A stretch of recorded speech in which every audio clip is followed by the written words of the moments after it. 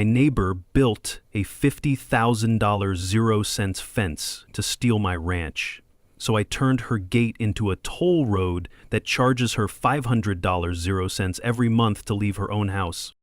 Karen Morrison blocked the dirt road my great-grandfather built in 1947, thinking she could force me to sell 200 acres to her developer friends for pennies on the dollar. Big mistake. What Karen didn't know? That easement she was blocking wasn't just a right-of-ways. I own every inch of dirt under that road, and Texas law has a beautiful little provision about private toll roads. Monday morning, 6 a.m. Diesel fumes, morning mist, the smell of revenge brewing stronger than my coffee. There's Karen in silk pajamas, grinning like a cat with cream, explaining how her new security gate was for everyone's safety. The look on her face when I installed my own toll booth? Priceless. What would you do if your HOA tried to steal your family's land? Drop your location and wildest neighbor war story below. Mine ends with handcuffs and a very profitable business. My name's Jake Sullivan, and I'm the third generation to work this 200-acre cattle ranch outside Austin. My grandfather homesteaded this land back in 1947 when it was nothing but mesquite and rattlesnakes. Built that dirt road with a team of mules and pure Texas stubbornness. I inherited the place 15 years ago, and let me tell you, ranching doesn't exactly pay the bills anymore, so I work as an electrical contractor during the week to keep the lights on, literally and figuratively. My daughter Emma, she's 16 now, shows prize-winning cattle through 4-H. That girl's got more grit than most grown men I know. We've been a team ever since her mom died in a car accident 3 years back. Cancer would have been easier to fight than black ice on Highway 35. The ranch sits at the end of a dirt road that cuts across what used to be the Johnson family's cotton field. But about 5 years ago, some hotshot developer bought that land and turned it into Sunset Hills Estates, one of those cookie-cutter subdivisions where every house looks like it was ordered from the same catalog, McMansions with 3-car garages and lawns so perfect they look like AstroTurf. That's where Karen Morrison comes in. 52 years old, pharmaceutical sales executive, moved down from Dallas 2 years ago in her white BMW with vanity plates that read K-Wenmo1. Real subtle, right? She's married to Brad, this mouse of a lawyer who apparently learned conflict resolution by studying ostriches. The woman got herself elected HOA president by running on a platform of property values and security, which in Karen's speak translates to making everyone else's life miserable. Their house sits right next to where my access road crosses into the subdivision. $800,000 of beige stucco and manufactured charm, with a view of my cattle pasture that Karen apparently finds aesthetically challenging. So there I was that Monday morning, staring at this fence that appeared overnight like some kind of spite-fueled magic trick. The smell of creosote from those fence posts, mixed with Karen's overpowering perfume, the kind that's probably trying to mask 2 packs a day. The metallic clang of that electronic gate mechanism sounded like a prison door slamming shut. Karen handed me this 47-page access agreement with all the enthusiasm of a cat presenting a dead mouse.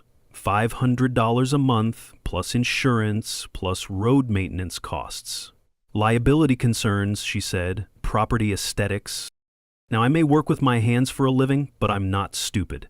That road predates her precious subdivision by 60 years.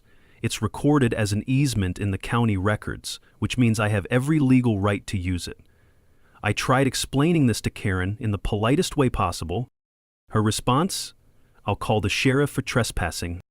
And wouldn't you know it, Deputy Williams shows up 20 minutes later. Turns out he's Karen's golf partner over at the country club. Real convenient. He suggests I work something out with the HOA, you know, keep the peace. But here's the thing that really got my blood boiling. Emma's prize heifer, Buttercup, needed veterinary care that morning. What used to be a 15-minute trip to the vet turned into a 45-minute detour around the entire subdivision. When you've got a sick animal, every minute counts. The taste of dust and diesel filled my mouth as I sat there in my truck, watching Karen's smug little smile. She thought she had me cornered. What she didn't know was that she'd just picked a fight with someone who learned property law the hard way by inheriting land that developers have been trying to steal for 3 generations. Here's your first legal nugget: prescriptive easements. When you've used a road for decades, the law often protects your continued use even if the surrounding land changes hands. Write that down because it's about to matter a whole lot more. By Wednesday, I had a harassment complaint filed against me with the sheriff's department.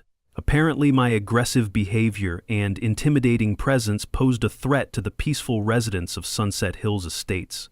The fact that I had politely asked about my legal rights somehow translated to terroristic threatening in Karen's twisted little mind. But that was just the warm-up act. She started a neighborhood WhatsApp group called Safety First Sunset Hills, and let me tell you, the rumors flying around that chat would make the National Enquirer blush.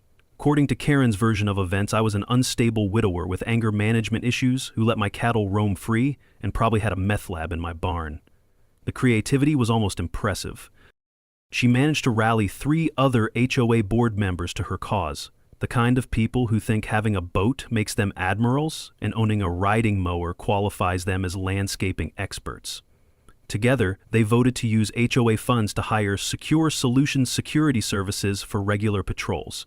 Nothing says we're terrified of one guy with a pickup truck like spending community money on rent-a-cops. Now, I could have just sat there and taken it, but my grandfather didn't raise quitters. I hired a surveyor to map out the exact property boundaries and document that easement once and for all. Cost me $800. I couldn't really afford, but sometimes you've got to spend money to make a point. The surveyor showed up on Friday morning with equipment that beeped and chirped like R2-D2 having a conversation with a smoke detector. Watching him work in the morning dew, taking precise measurements while Karen glared from her kitchen window, felt like watching science go to war with stupidity. And here's where things got interesting. That's the mini twist I mentioned. The survey revealed that Karen's beautiful, expensive fence wasn't just blocking my easement. It was actually sitting 3 feet onto the public right-of-ways. The county has very specific setback requirements, and Karen's fence violated every single one of them. I filed a complaint with county code enforcement faster than you could say property line violation. Nothing like using the bureaucracy against someone who thinks they're above the rules. But Karen wasn't going down without a fight. The following Tuesday, I got a certified letter from Harrison, Blake & Associates. That's Brad's law firm, in case you missed the family connection. A cease and desist order, claiming I was harassing HOA officials and demanding I stop my campaign of defamation and intentional infliction of emotional distress. The letter was longer than most Stephen King novels and about twice as scary, threatening to sue me for everything from harassment to interfering with business relationships. Legal fees could easily cost me the ranch, and Karen knew it. This wasn't just about a road anymore. It was about whether a working family could stand up to someone with deeper pockets and connection. That night, I sat in my kitchen under the yellow glow of an old lamp, examining those legal documents with hands that were more comfortable holding wire strippers than court papers. The smell of leather and hay drifted in from the barn, where I usually retreat when life gets complicated. But this time, running away wasn't an option. Emma found me there around midnight, still reading. That girl's got radar for when her dad's worried. "We're not giving up, are we?" she asked, with the kind of quiet determination that reminds me of her mother. "Not a chance," I told her. "Your great-grandfather built this place with his bare hands. We're not letting some wannabe queen bee take it away." The next morning brought unexpected support. Ralph and Betty Kowalski, married 50 years and tougher than boot leather, stopped by with coffee and sympathy. They'd watched the whole drama unfold from their house across the road. "Seen this kind of thing before," Ralph said, sipping coffee from a mug older than most cars. Developers and their pet HOAs trying to squeeze out the locals. Even the feed store owner mentioned that other folks were having HOA troubles. Turns out Karen's little kingdom of control was making enemies faster than a politician during campaign season. Emma's 4-H advisor, Mrs. Peterson, pulled me aside at the next meeting. "Document everything," she said. "Photos, recordings, witnesses. If this goes to court, you'll need proof. Here's your second legal nugget. Always document harassment when it happens. Photos, recordings, witness statements. They all matter in court, and memories fade faster than old jeans. Get it in writing, get it dated, and keep copies somewhere safe." The sound of my boots on the porch that evening felt different somehow. Heavier, like the weight of 3 generations was settling on my shoulders, but also determined. Karen thought she could intimidate me with lawyers and fees and fancy letterhead. She was about to learn that sometimes the best defense is a good offense, Texas style. Karen decided to go nuclear the following week. She organized an emergency HOA meeting about what she called security threats from adjacent properties. I'm talking full PowerPoint presentation, folks. Slides with pictures of my deteriorating ranch buildings that were supposedly visible from the subdivision and somehow bringing down property values. The woman had actually climbed onto her roof to take aerial photos of my barn. I mean, who does that? She's up there in her designer yoga pants with a telephoto lens like some kind of suburban spy satellite. The dedication to pettiness was almost admirable. Her grand proposal? A buffer zone, requiring me to plant privacy screening at my own expense. $20,000 worth of trees and shrubs to hide my working ranch from her delicate sensibilities. And if I refused, she'd sue my insurance company directly for diminished property values. Now, I'm not the kind of guy who usually shows up to HOA meetings. I'd rather spend my evening watching paint dry or doing my taxes. But this time was different. This time she'd crossed a line from annoying neighbor to something that threatened my family's livelihood. I showed up to that meeting with Emma and Ralph as witnesses, armed with my surveyor's report and every piece of historical documentation I could find. The community center smelled like stale coffee and institutional disinfectant, with fluorescent lights buzzing overhead like angry wasps. 23 people crammed into a room designed for maybe 15, folding chairs squeaking every time someone shifted their weight. Karen stood at the front with her slideshow, wearing a power suit that probably cost more than my truck payment. She clicked through photos of my ranch like she was presenting evidence at a murder trial. Property values, she kept saying. Safety concerns. Community standards. When she finished, I stood up and calmly presented my surveyor's report, explained how the ranch had been there first, how the subdivision was built around existing rights, how her fence violated county setback requirements. I even brought copies of the original 1947 homestead deed. Here's where the mini twist comes in. During the heated discussion that followed, Karen got flustered and said something she shouldn't have. She mentioned being in contact with Meridian Development about Phase 2 expansion possibilities. The room went dead quiet. See, Meridian Development was the company that built Sunset Hills Estates, and Phase 2 expansion meant they were looking to build more houses. Guess whose 200-acre ranch would be perfect for that? Suddenly, this wasn't about neighbor disputes or HOA policies. This was about Karen trying to force me to sell by making my ranch unusable. The fence wasn't about security, it was about economic warfare. Ralph's weathered face cracked into the kind of smile you see right before someone drops a bombshell. Funny thing about conspiracies, he said, loud enough for everyone to hear. They tend to come apart when people start talking. Other residents started looking uncomfortable. These weren't bad people, just folks who'd bought into Karen's narrative about property protection. Now they were realizing they'd been manipulated into attacking a neighbor whose family had been there for 70 years. Emma stood up during the discussion, and I've never been prouder of that girl. 16 years old, facing down a room full of adults, and she spoke with more dignity and class than most politicians. She talked about her great-grandfather's legacy, about learning responsibility through 4-H, about how the ranch taught her the value of hard work. This land isn't just property to us, she said, her voice steady despite the hostile crowd. It's where my great-grandfather proved that with enough determination, you can build something lasting. It's where my grandmother raised my dad to believe in doing right by your neighbors. It's where my mom taught me that family means fighting for what matters. The scratch of my pen on my legal pad as I took notes was the only sound in the room. You could practically hear Karen's blood pressure rising as her carefully constructed narrative fell apart. But the real game changer came when Brad Morrison visibly cringed as his wife mentioned the developer connections. See, lawyers are supposed to disclose conflicts of interest, and if Brad had financial dealings with Meridian Development while representing the HOA, that was a problem. As we walked out of that meeting, I realized I wasn't just fighting an annoying neighbor anymore. I was fighting a conspiracy designed to steal my family's land through harassment and economic pressure. Here's your third legal nugget: tortious interference. When someone deliberately disrupts your business relationships or tries to force you into financial hardship for their benefit, that's not just mean, it's illegal, and the penalties can be severe. The cool night air felt like freedom as we walked across the parking lot. Emma linked her arm through mine and Ralph clapped me on the shoulder. "Boy," he said, "you just turned this from a property dispute into a war. Hope you're ready for what comes next." I was ready, more than ready. Time to show Karen Morrison what happens when you mess with a family that's been fighting for their land since before she was born. Karen's response to having her conspiracy exposed was to double down on crazy. Within a week, she'd filed a formal complaint with the county, claiming my cattle posed health hazards to the subdivision. According to her report, my prize-winning Angus were apparently disease-ridden menaces threatening the safety of innocent children. But that wasn't even the worst part.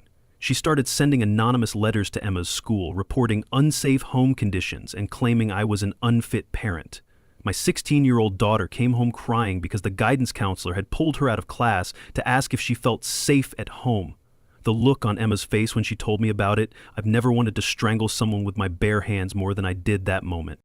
Then Karen went after my livelihood. She used her HOA connections to start calling my electrical contracting clients, suggesting they might want to reconsider hiring someone involved in legal troubles. Lost 3 jobs that week, including a $15,000 0-cents commercial project I'd been counting on to pay for Emma's college applications. The final straw was her social media campaign. She created a Facebook group called Concerned Citizens of Sunset Hills and started posting photos of my cattle with captions about dangerous livestock operations near families. Never mind that these same cattle had been grazing peacefully for decades, or that Emma's 4-H projects had won county championships 3 years running. Time to lawyer up. I hired Sarah Martinez, an attorney who specializes in agricultural law and property rights. Cost me $5,000 I didn't have, but sometimes you've got to spend money to save everything you own. Sarah took one look at my documentation and smiled like a shark who just smelled blood in the water. "This isn't harassment," she said, spreading the evidence across her conference table. "This is systematic intimidation designed to force a property sale. We can work with this." Sarah filed a countercomplaint for intentional interference with business relationships. And that's when things got really interesting. See, when you're suing someone, you get access to something called the discovery process. Basically, you can force them to hand over documents and answer questions under oath. And boy, did we discover some interesting things. Karen owed $47,000, 0 cents in back taxes on her property. That explained the desperate need to increase property values quickly. But the real bombshell came when we found out she'd used HOA funds to pay for that fence. $23,000, 0 cents in community money spent on what was essentially a personal vendetta. That's embezzlement, folks, and it carries serious penalties. Sarah dug deeper and found a pattern. Karen had lived in 3 other Texas subdivisions over the past decade, and in each one she'd been involved in similar conflicts with rural neighbors. Always the same playbook: harassment, legal threats, mysterious developer connections, and eventual forced sales. The tide started turning when the local newspaper picked up the story. A reporter named Jim Santos had been covering HOA abuse cases across the state, and our situation fit his series perfectly. David versus Goliath stories sell papers, he told me over coffee at the diner, especially when Goliath turns out to be corrupt. Other victims started coming forward. A retired teacher whose vegetable garden was declared a health hazard, a disabled veteran whose service dog was banned from HOA common areas, an elderly couple forced to remove their late son's memorial garden because it violated landscaping standards. The Ranchers Association offered support and legal fund contributions. Turns out protecting working agricultural land from suburban encroachment is a big deal in Texas. Who knew? But the biggest surprise came from inside Karen's own house. Brad Morrison showed up at my door one evening, looking like a man who'd been carrying a heavy secret too long. He handed me a manila envelope and said, "I can't watch this anymore." Inside were HOA financial records going back 2 years. Every questionable expense, every suspicious payment, every violation of fiduciary duty documented in black and white. Brad might be a mouse, but he'd kept meticulous records of his wife's crimes. "She's been skimming money for months," he said, refusing to come inside for coffee. "The fence was just the biggest expense. There are others." Emma's 4-H group organized a Save Our Ranches awareness campaign, complete with t-shirts and bumper stickers. That girl turned into a social media strategist overnight, posting videos about ranch life and agricultural heritage that started going viral. Nothing like having a 16-year-old teach you about public relations.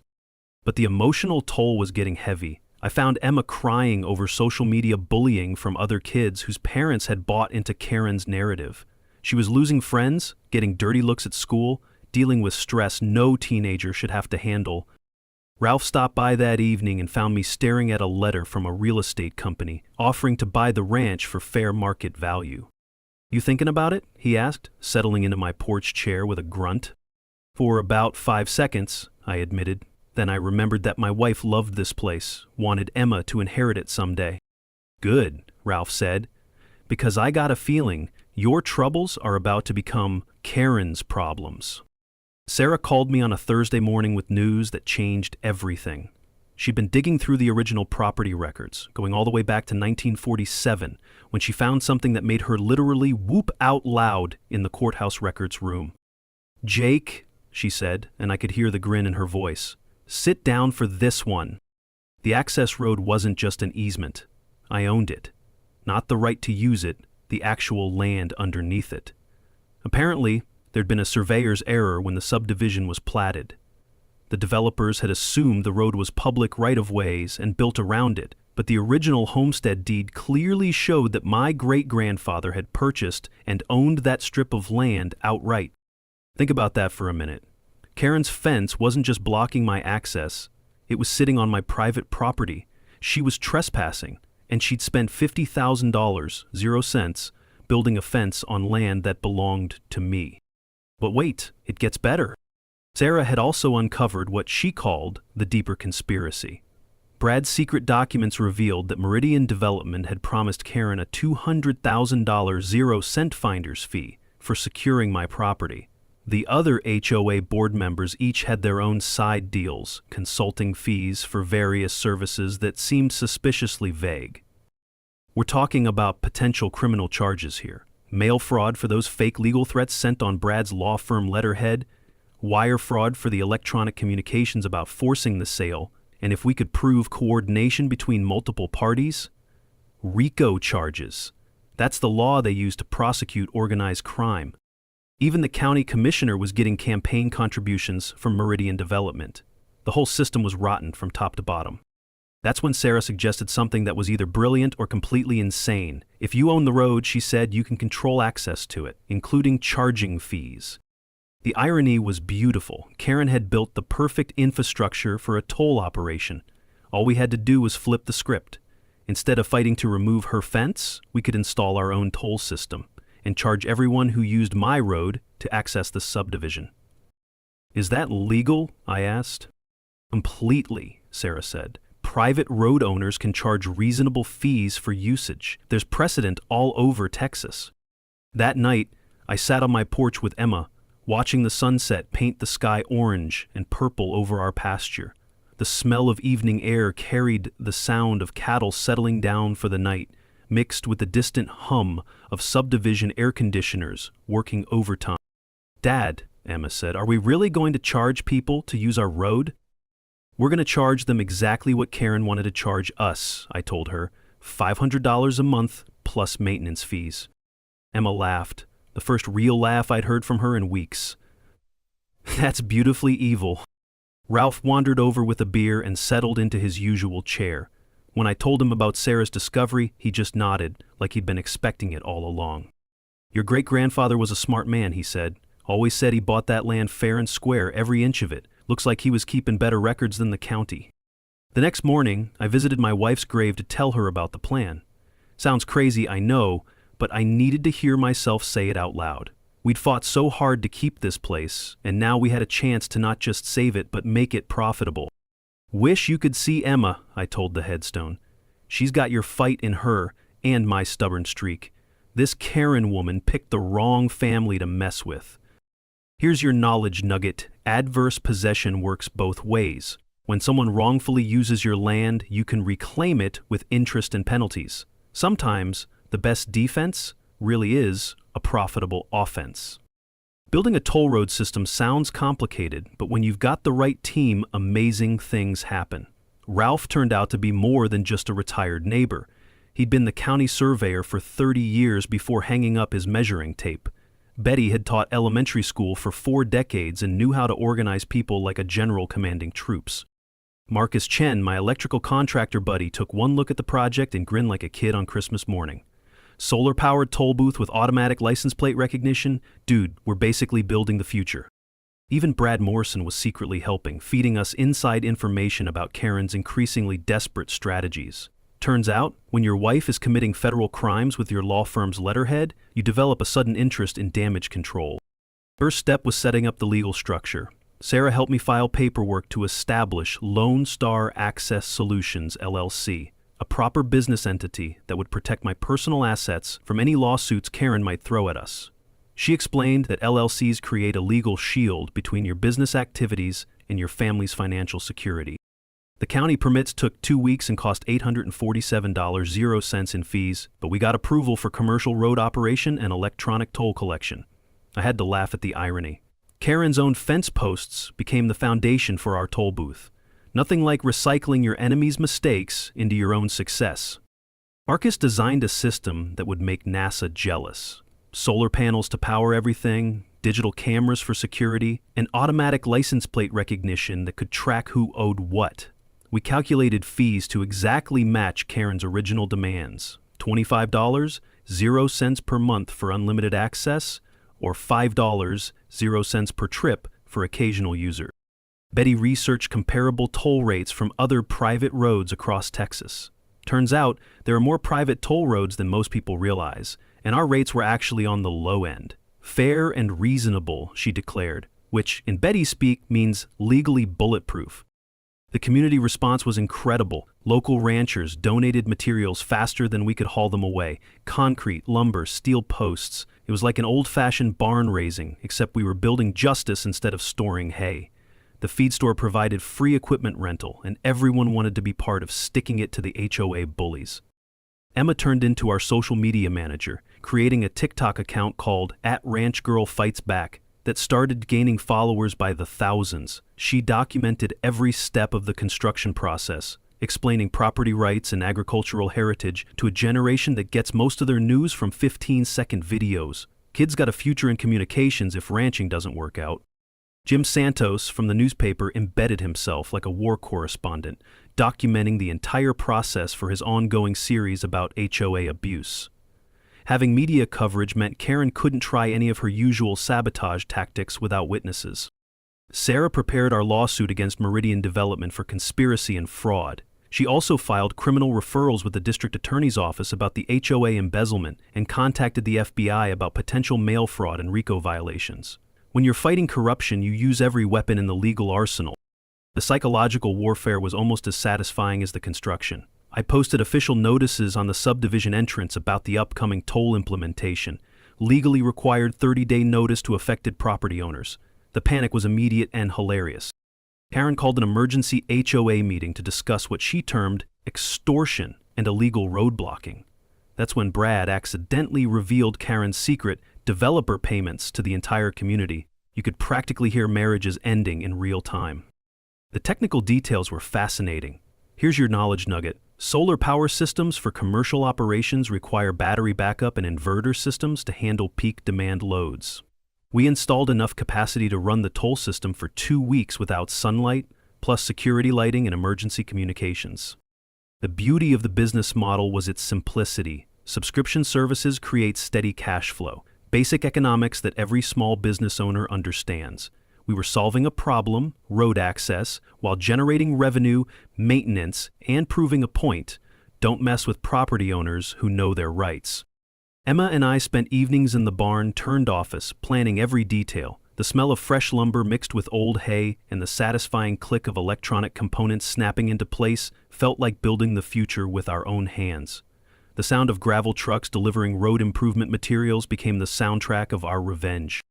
By the end of the month, we had a fully operational toll road system that looked more professional than most government installations. Emma had 50,000 TikTok followers documenting our David versus Goliath story, and Brad Morrison had grown enough spine to start standing up to his wife. Rafe looked at our finished toll booth and nodded approvingly. "Your great-grandfather would be proud," he said. "Taking something meant to hurt you and turning it into something that pays the bills? That's pure Texas thinking." The electronic beep of our first test transaction was the sweetest sound I'd ever heard. Karen's fence of oppression had become our gateway to financial freedom. Karen's response to our toll road construction was like watching someone have a very public nervous breakdown. She filed false safety complaints with OSHA, claiming our construction crew wasn't following proper protocols. When the inspector showed up, he found our work exceeded every safety standard by a comfortable margin and complimented Marcus on the solar installation design. Next, she tried bribing the county electrical inspector to fail our permits. $500 cash in an envelope, caught on security camera, resulting in a very awkward conversation with internal affairs. Nothing says, "I'm losing badly," quite like attempting to corrupt public officials. Then came the hired protesters. I'm not kidding. Karen actually paid 20 people to show up with signs reading "Stop the Toll Road Tyranny" and "Protect Our Property Values." The fact that half of them had Louisiana license plates and couldn't pronounce Sunset Hills correctly kinda gave away the game. But the real entertainment came when Karen started her social media war, creating fake accounts to spread lies about my financial troubles and Emma's supposed academic failures. The woman spent more time managing fake Facebook profiles than most teenagers spend on actual social media. Here's where the mini twist gets good. Our security cameras caught Karen sneaking onto the construction site at 2 a.m., wearing dark clothes like some kind of suburban ninja. She was trying to pour sugar into our concrete mixer engine. Apparently she'd watched too many movies about sabotage. The problem with Karen's plan was that she tripped over a wheelbarrow in the dark and fell face first into a patch of fresh concrete. The security footage of her struggling to get up, covered in gray slop and cursing like a sailor, went viral on Emma's TikTok account within hours. 3 million views and counting. She had to call 911 to get unstuck from the concrete, which meant explaining to paramedics why she was trespassing on private property at 2 a.m. wearing a ski mask in July. The local fire chief couldn't stop laughing long enough to operate the hose. Karen's lawyer husband tried filing an emergency injunction to stop our toll road construction, claiming it violated public access rights. Big mistake. When you drag a judge into your family drama, you better have ironclad evidence. Our case was so solid that the judge not only denied the injunction, but ordered Karen to pay our legal fees. The Bar Association also opened an ethics investigation into Brad for filing frivolous lawsuits and allowing his personal conflicts to interfere with professional judgment. Nothing ends a legal career faster than using the court system for personal vendettas. The community response was shifting in our favor faster than a Texas thunderstorm. 3 HOA board members resigned rather than be associated with Karen's increasingly unhinged behavior. Local businesses started advertising toll road construction worker discounts, turning our project into a symbol of standing up to bullies. Regional TV news picked up the story, and suddenly we had reporters camping out at the ranch asking about David versus Goliath battles in suburban Texas. Emma handled the interviews like a seasoned politician, explaining property rights and agricultural heritage with the kind of clarity that made me wonder if she should run for office someday. Instead of pressing criminal charges for the sabotage, I decided to offer Karen a choice: community service, working with Emma's 4-H club, or face prosecution for criminal mischief and trespassing. The psychological pressure of having to help the very people she'd been trying to destroy was pure genius, if I do say so myself. But Karen's problems were multiplying faster than rabbits in spring.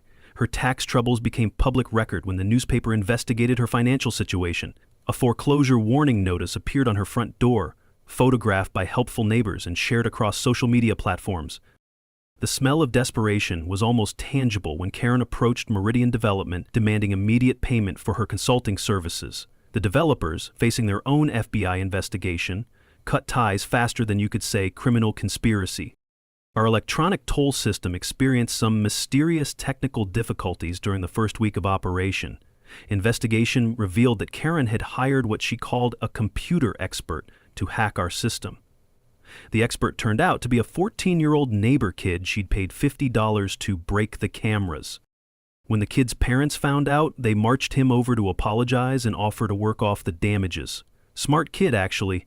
I hired him as our part-time tech consultant. Nothing like turning your enemy's sabotage into a recruiting opportunity. The taste of victory was getting sweeter every day.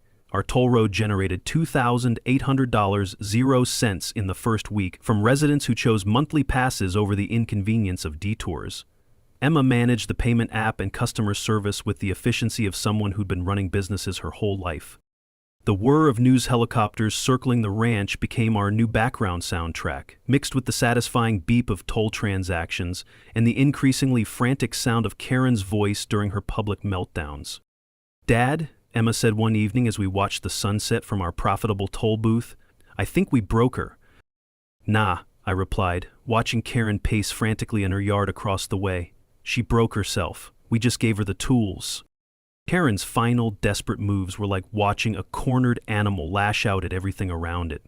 She filed a complaint with the Texas Department of Agriculture, claiming my cattle were spreading some kind of mysterious disease that threatened the entire subdivision.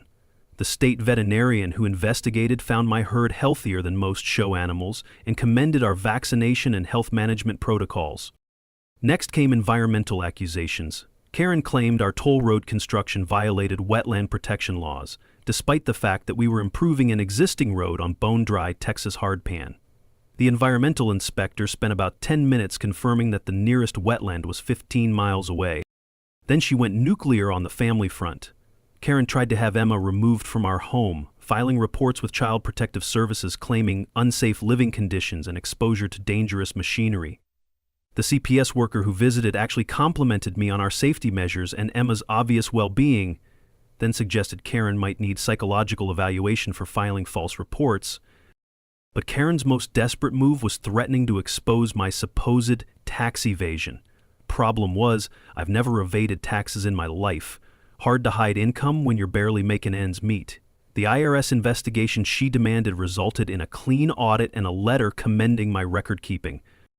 Meanwhile, our toll road business was thriving beyond my wildest expectations. First-month revenue hit $12,000 with most subdivision residents choosing monthly passes over the inconvenience of detours. Emma's customer service skills turned angry callers into satisfied customers who actually appreciated having a maintained, well-lit access road. The media circus had grown from regional interest to national attention. Small-town Texas, toll road justice, became a trending topic on social media. Emma's TikTok following hit 500,000, and she started getting sponsorship offers from agricultural equipment companies. My 16-year-old daughter was becoming the face of property rights activism. Karen's public meltdown at the grocery store, where she screamed at me in front of a dozen witnesses about extortion and illegal road blocking, got recorded by multiple shoppers and went viral faster than a summer cold. The woman was literally shaking with rage, her voice reaching pitches that probably bothered dogs 3 counties over. Her employer, a major pharmaceutical company, put her on administrative leave after the grocery store video surfaced on LinkedIn with her name attached. Apparently having your sales executives associated with viral meltdowns and federal investigations isn't great for corporate image. The alliance fractures kept coming. Brad Morrison finally filed for separation, citing irreconcilable differences and ongoing criminal behavior. He moved out of the house, leaving Karen with the full mortgage payment she couldn't afford. Brad's cooperation with federal investigators was comprehensive. He'd been documenting Karen's crimes for months, probably planning his exit strategy. Emma and I were working as a real team now, managing what had become a legitimate business operation. We hired 2 part-time employees for maintenance and customer service, creating jobs in our small community. The irony wasn't lost on me. Karen's attempt to destroy us had turned into the most successful venture I'd ever launched. The FBI visited Karen 3 times that month, each visit lasting longer than the previous one. Word was they were building cases for mail fraud, wire fraud, and RICO violations. The sound of their black SUVs pulling into her driveway became as regular as the mail delivery. Karen's financial situation spiraled into free fall. Foreclosure proceedings began when she missed her 3rd consecutive mortgage payment. The bank wasn't interested in her excuses about temporary cash flow problems and pending legal settlements. Numbers don't lie, and Karen's numbers were uglier than a roadkill armadillo. Her adult children publicly distanced themselves from her behavior. Her son posted on Facebook that the family was embarrassed and disappointed by his mother's actions. Her daughter blocked Karen on all social media platforms and moved back to Dallas. Nothing says rock bottom quite like your own kids cutting off contact. The subdivision residents organized their first block party in the development's history, specifically to celebrate the new HOA board and thank our family for standing up to corruption. Former enemies became friends. united by the shared experience of being manipulated by someone they'd trusted with their community funds. The technical success of our toll road operation attracted attention from the Texas Department of Transportation, who studied our model for potential broader application. Solar-powered, automated toll collection systems could revolutionize rural infrastructure funding. Emma started talking about studying business and engineering in college. The pressure was clearly getting to Karen. Her midnight pacing in the backyard, the increasingly frequent visits from process servers, the constant phone calls to lawyers who wouldn't return her calls. It was like watching someone's life implode in slow motion. "Dad," Emma said one evening as we reviewed our surprisingly healthy business financials, "do you think she'll try something really crazy?" I looked across the road at Karen's house, where every light was on at 2 a.m. and shadows moved frantically behind the curtains. Honestly, I think she already has. Now we're just waiting for the consequences to catch up. The county commissioner's court meeting that Tuesday morning was standing room only. 237 people crammed into a room designed for maybe half that number, with 5 TV news crews, newspaper reporters, and what seemed like half the internet filming everything on their phones. FBI agents sat in the back row taking notes, and the district attorney's office sent their best prosecutor to observe. The agenda item read public comment on private road access rights and HOA governance. But everyone knew this was really the trial of Karen Morrison versus basic human decency. The irony was beautiful. Karen had requested this agenda item herself, thinking she could rally public support to expose Jake's illegal activities. She'd miscalculated. Badly. Karen showed up wearing her most expensive power suit, the kind that screams, "I have money and lawyers," but her hands were shaking as she approached the podium. The fake confidence was cracking like old paint on a barn wall. "Citizens of this county," she began, her voice already too high and getting higher, "are being extorted by illegal toll road operations that violate public access rights and constitute highway robbery." The dramatic pause she'd planned was interrupted by someone in the audience snorting with laughter. She demanded the county shut down our toll operation immediately and arrest me for extortion, harassment, and economic terrorism. Yes, she actually said economic terrorism about a toll road in Texas. When Karen finished her 15-minute rant, complete with theatrical tears and victim narrative, the room was so quiet you could hear the air conditioning humming. Then Sarah Martinez stood up with a briefcase full of justice. "Your Honors," Sarah said, setting up a laptop connected to large screens around the room, "allow me to present the actual facts." What followed was a methodical destruction of Karen's credibility that would have made Perry Mason proud. Timeline of harassment and fraud displayed in living color. Financial crimes totaling $73,000 in misappropriated HOA funds, documented down to the penny. Recorded conversations with Meridian Development about forcing property sales through economic pressure. The room watched in stunned silence as Karen's conspiracy unraveled on multiple high-definition screens. Email exchanges about making life difficult for rural holdouts. Text messages discussing finder's fees and consulting payments. Bank records showing HOA money diverted to personal accounts. Then Emma took the podium, and I've never been prouder of any human being in my life. 16 years old, speaking without notes to a room full of adults, cameras rolling, her future on display for the world to see.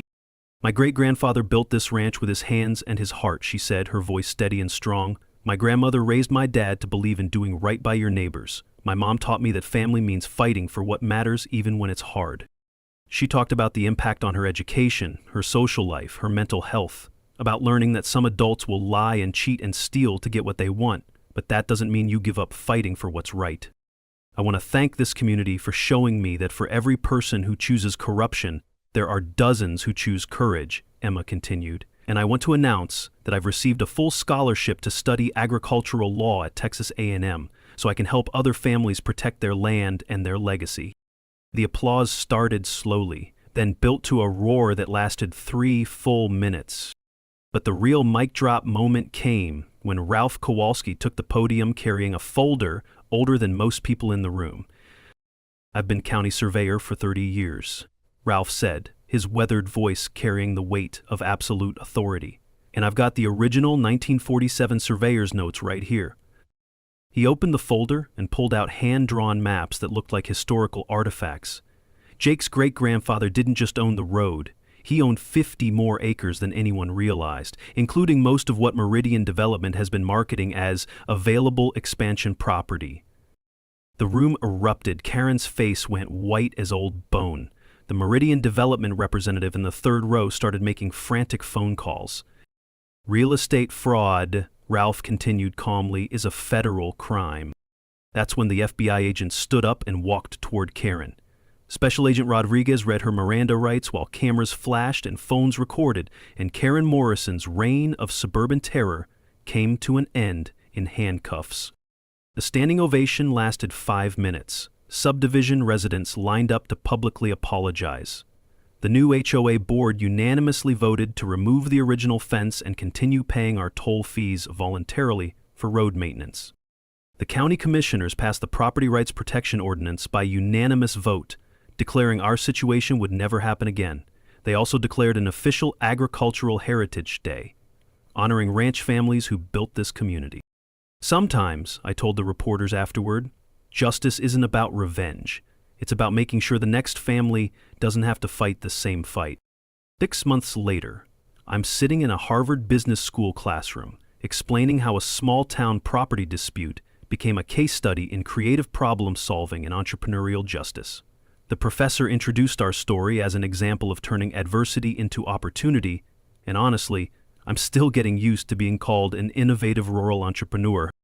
Karen got 18 months in federal prison for mail fraud and embezzlement, plus 3 years probation and full restitution to the HOA.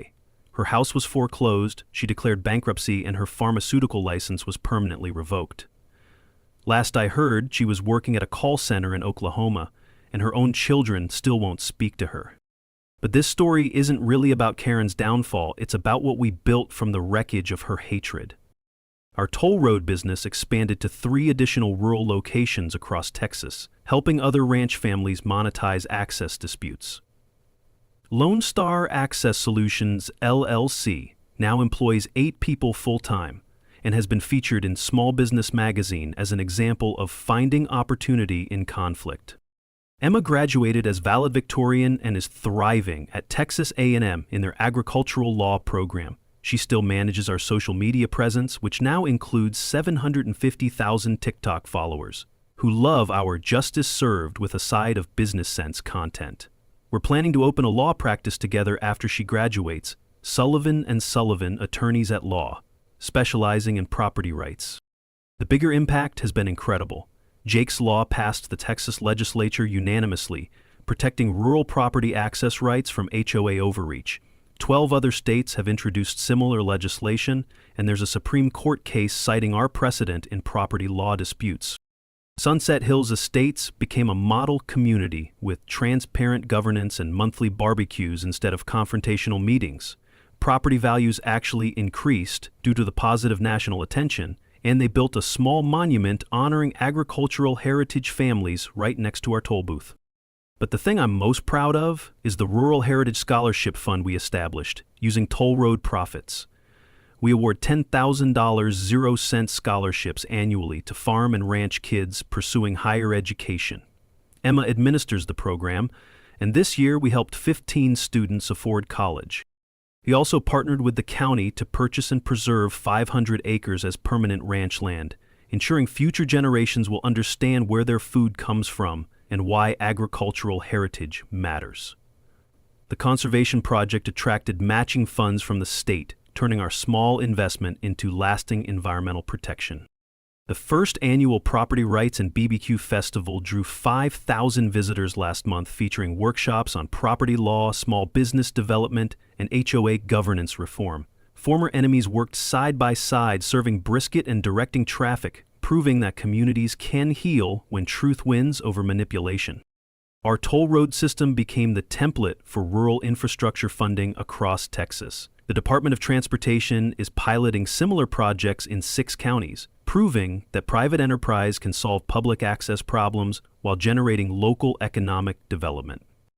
The personal healing has been just as important as the business success. I started dating Linda Peterson, Emma's former 4-H advisor who's now the elementary school principal. She supported us through the darkest days and stuck around for the victory celebration. Emma calls her the mom she chose, which makes my heart full every time I hear it. Ralph and Betty officially became Emma's honorary grandparents, and they're teaching her everything about surveying and community organizing. When Ralph retires next year, Emma will take over managing the scholarship fund with Betty's organizational expertise and Ralph's eye for detail. The documentary Toll Road to Justice won a regional Emmy Award, and my memoir Fenced In, Fighting Back spent 6 weeks on the bestseller list.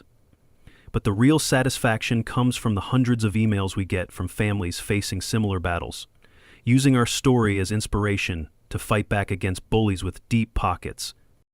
I still visit my wife's grave every Sunday to update her on Emma's achievements and our unexpected business success. She's going to be a better lawyer than both of us combined, I tell the headstone, and she learned it all by watching her dad refuse to give up. Sometimes the best response to a bully is profitable persistence. Know your property rights. Ignorance costs money, but knowledge pays dividends. And remember, turn your problems into other people's solutions, then charge them fairly for the privilege.